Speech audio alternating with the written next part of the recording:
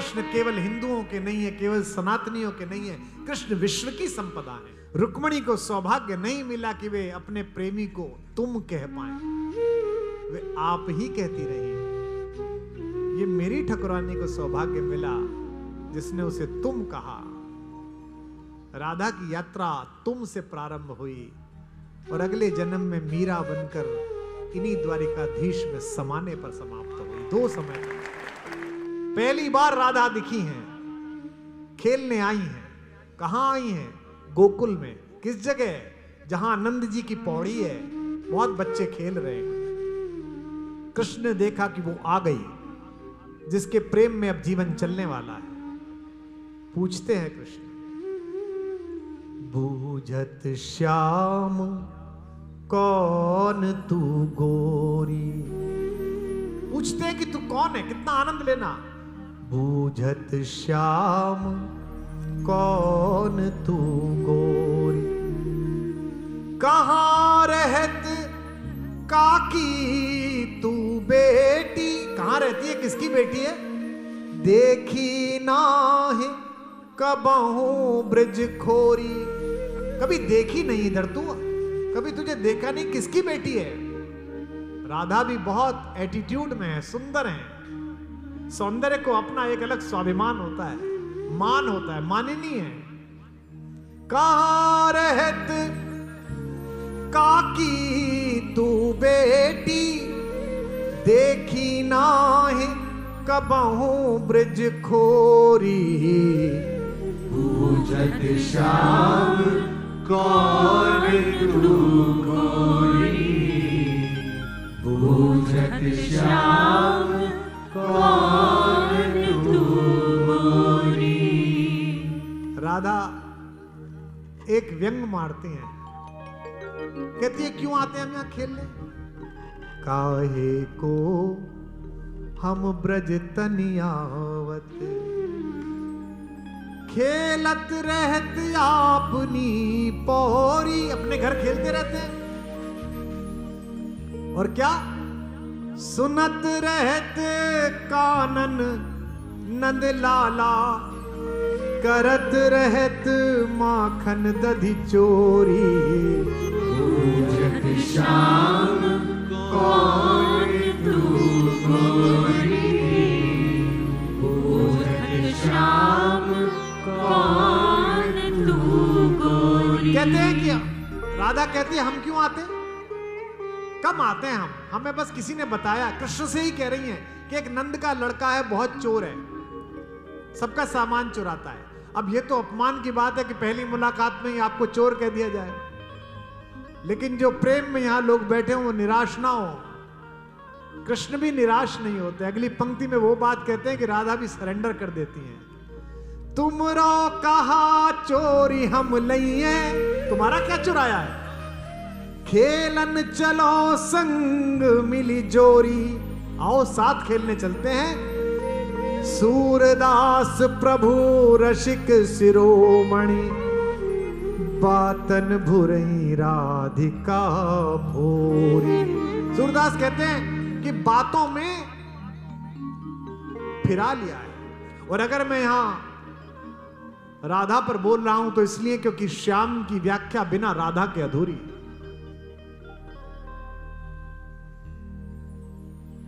मेरे जीने में मरने में तुम्हारा नाम आएगा,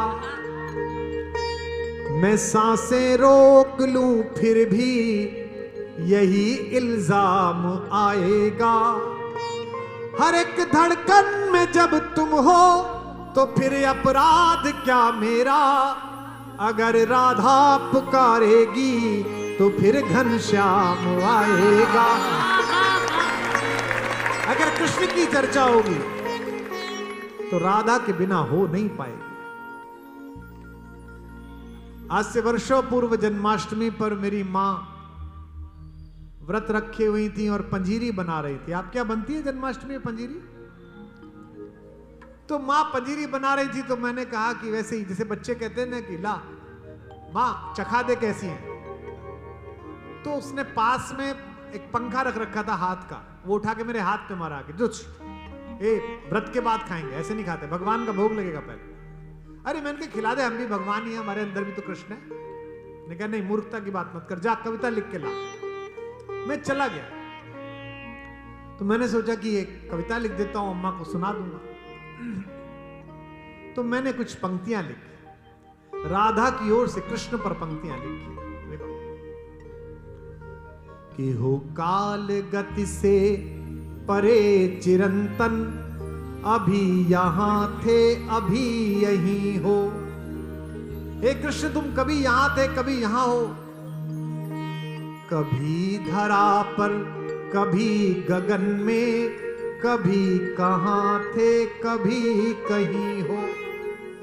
तुम्हारी राधा को भान है, तुम सकल चराचर में हो समाये।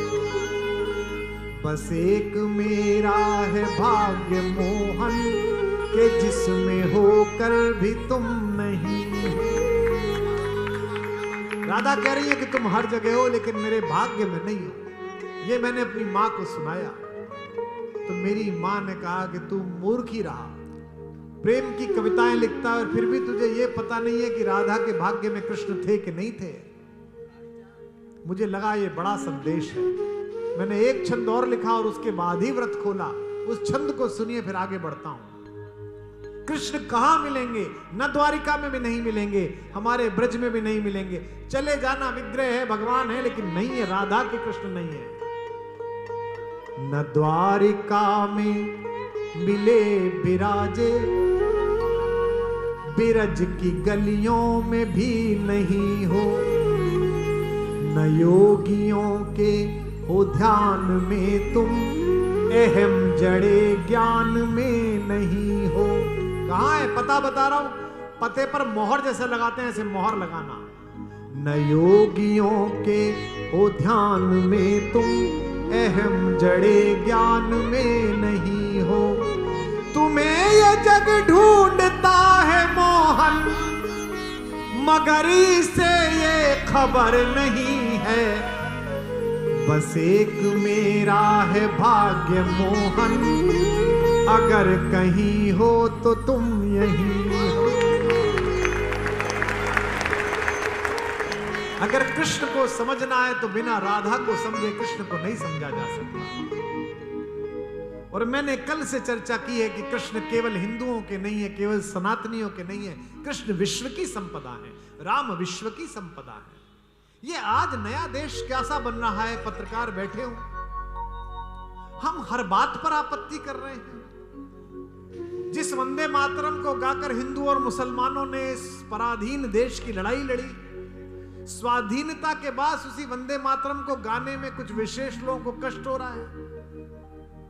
वो हैदराबाद में बैठ के कहते हैं कि वंदे मातरम नहीं गाएंगे। आश्चर्य है, ये जहर का बीज किसने बोया है मुझे पता नहीं। 1952 में जागृति फिल्म आई थी, पुराने लोग बैठे हैं, हमने सबने स्कूल में वो गीत गाया था।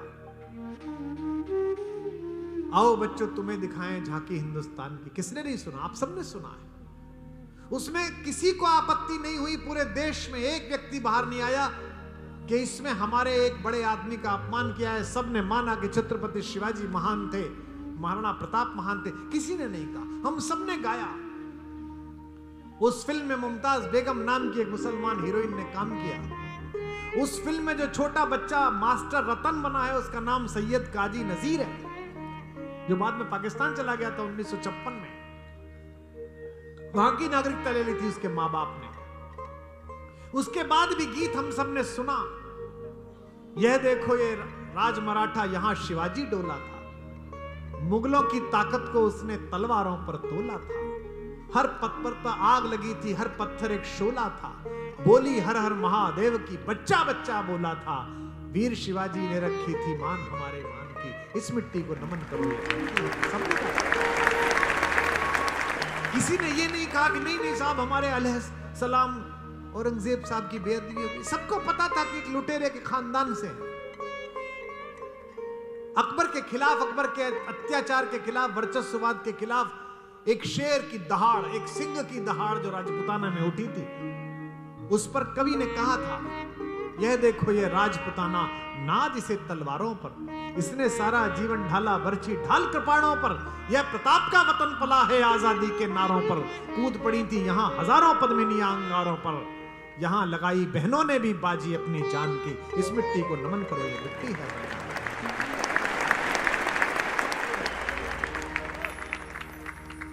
किसी को आपत्ति नहीं थी। ये विमर्श अभी क्यों पैदा हुआ 75 साल होने पे कि अकबर महान था या महाराणा प्रताप महान था? क्योंकि लोगों की वोट की राजनीति से संतुष्ट होती है। लेकिन इसी तुष्टीकरण के चक्कर में तुम भारतीय राजनीति में अप्रासंगिक हुए हो, ऐसी मूर्खताएं करके तुम हाशिए पर पहुंचे हो।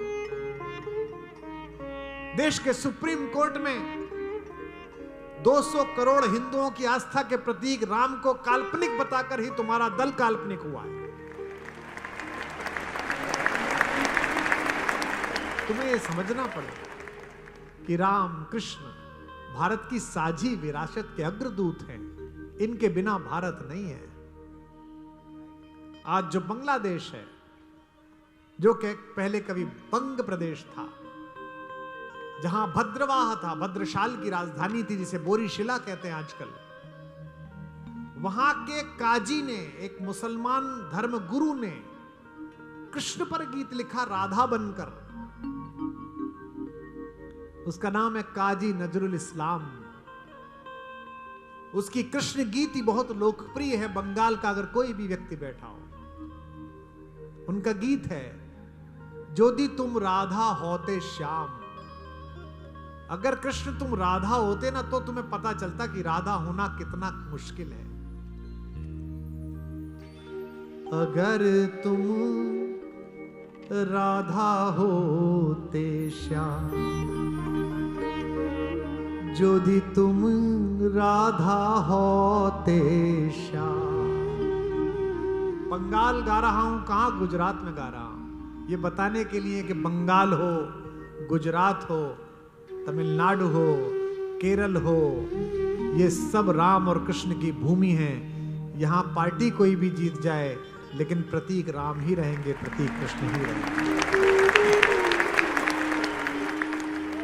अगर तुम राधा होते श्याम।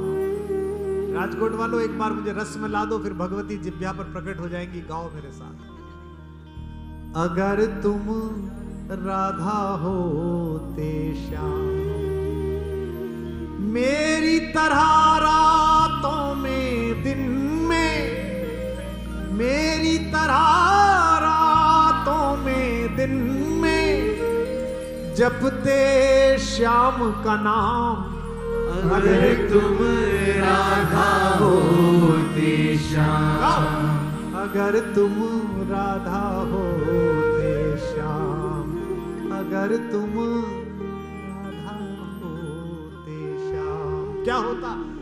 ये बंगाल का एक मुसलमान काजी गा रहा है। बन फूलों की माल निराली, बन जाती तब नागन काली। कृष्ण प्रेम की भीख मांगने आते लाख जन्म तुम आते। पहुंचना। कृष्ण प्रेम की भीख मांगने आते लाख जन्म तुम आते, आते इस ब्रजधाम।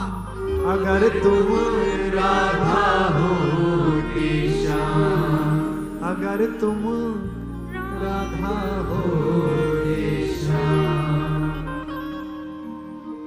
काजी कह रहा है कि चुपके तुमरे हृदय में बसता बंसी वाला हो।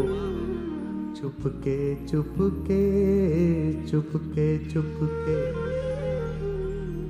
इस समय मैं आपको नहीं सुना रहा, इस समय मैं द्वारिकाधीश को सुना रहा हूं। आरती चल रही है, प्रसाद आप ले लो तो ले लेना, आपका बात है। चुपके तुमरे हृदय में बसता बंसी वाला, धीरे धीरे उसकी धुन में बढ़ती मन की ज्वाला। पनघट पर तुम नैन बिछाए, रहते आस लगाए। क्या पंक्ति कह गया काजी नजरुल। पनघट पर तुम आस लगाए, रहते नैन बिछाए। कारे के संग प्रीत लगाकर, कारे के संग प्रीत लगाकर हो जाते बदनाम। अगर तुम राधा होती श्याम। जोदी तुम, बांग्ला में गाता हूं, जोदी तुम राधा होते श्याम। आमार मातोन दिवसो निशिदिन। यहां से दुर्गापुर जाने वाला हूं इसलिए अभ्यास कर रहा हूं। आमार मातोन दिवसो निशिदिन, जो पिते श्यामो नाम। अगर तुम राधा होते श्याम। आमार मातोन दिवसो निशिदिन, मेरी तरह रातों में दिन में, जो पिते श्यामो नाम। जपते श्याम का नाम। अगर तुम राधा होती श्याम। बोल बाके बिहारी लाल की। आप रुक्मिणी के घर में हैं। यहाँ पटरानी का राज चलता है द्वारिका में। हम ब्रज से आते हैं, वहां हमारी महारानी का राज चलता है। और इस ठाकुर के द्वार पे चले जाओ तो इसका नारा नहीं लगता बिहारी जी में। बैठा हुआ है, खड़ा हुआ है मेरा ठाकुर, लेकिन इसके दरवाजे पे राम राम इसके नाम की नहीं होती, राधे राधे होती है। इसे प्रेम की शक्ति कहता हूं। दोनों का अपना अपना भाग्य है। आपकी महारानी का अपना भाग्य है, मेरी महारानी का मेरा भाग्य है। तीज के मेले में दोनों ठकुराइन मिली थी। हमारे यहां ब्रज में कहानी आती है कि भगवान द्वारिकाधीश एक बार तीज के मेले में गए थे और राधा से मिलवाया तो रुक्मिणी को। यह भी किसी प्रेमी का कलेजा होता है कि पत्नी को प्रेमिका से मिलवा। दोनों आद्या शक्तियों का परिचय कराया। मैं सोचता हूं कैसा लगा होगा जब दोनों ठकुरानी सामने खड़ी होंगी। दोनों का अपना अपना भाग्य है। एक ने बालक कन्हैया से प्रेम किया, एक ने द्वारिकाधीश से प्रेम किया, राजा से प्रेम किया। एक को मनमोह कर अपनी बातों के जाल में फंसा लेने वाला कन्हैया मिला और दूसरा इस विश्व के चक्र को सुदर्शन चक्र से नियमित कर देने वाला महायोद्धा मिला। कृष्ण राधा के बालपन के सखा हैं, दोस्त हैं। किंतु मेरी ठकुरानी का दुर्भाग्य रहा कि उसने अपने प्रेमी को विश्व की महाशक्ति बनते हुए नहीं देखा। राधा ने महाभारत के कुचक्र को बड़ी बारीकी से सुलझाते हुए नीतिज्ञ कृष्ण को नहीं देखा। मेरी ठकुरानी ने पौंड्रक और शिशुपाल का वध करते हुए सर्वशक्तिमान योगेश्वर को नहीं देखा। लेकिन आपकी महारानी से भी कुछ छूट गया। अन्याय मत करना, क्षेत्रवाद मत चलाना। यहां अच्छा लगे तो बताना। आपकी महारानी हो पटरानी, रही हो द्वारिकाधीश जी के पार्श्व में, आज भी खड़ी हो। उन्होंने सुदर्शन चक्रधारी तो देखा है, लेकिन वंशीधर नहीं देखा, माखन चोर नहीं देखा, गैया चराता नहीं देखा। महल का यश आया है, वैभव आया है, लेकिन गाय चराता हुआ कृष्ण नहीं देखा। रुक्मिणी को सौभाग्य नहीं मिला कि वे अपने प्रेमी को तुम कह पाए। वे आप ही कहती रही। ये मेरी ठकुरानी को सौभाग्य मिला जिसने उसे तुम कहा। राधा की यात्रा तुम से प्रारंभ हुई और अगले जन्म में मीरा बनकर इन्हीं द्वारिकाधीश में समाने पर समाप्त हुई। 2 समय